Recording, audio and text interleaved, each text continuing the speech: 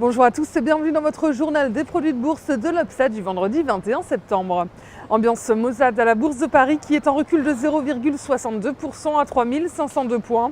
Les interrogations sur la santé de l'économie mondiale plombent les marchés.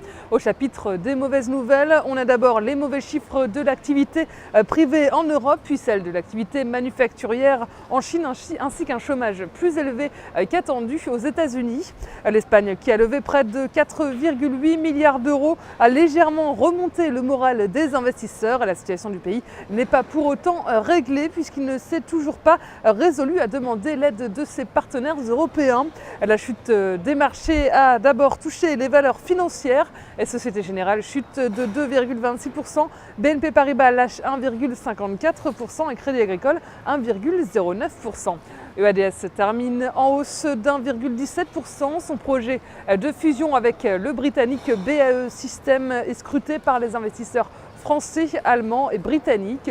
Outre-Atlantique, les marchés clôturent à l'équilibre. Le Dow Jones termine en légère hausse de 0,14%, tandis que le Nasdaq chute de 0,21%. Et comme les bourses européennes, Wall Street s'inquiète des signes de ralentissement de la croissance mondiale.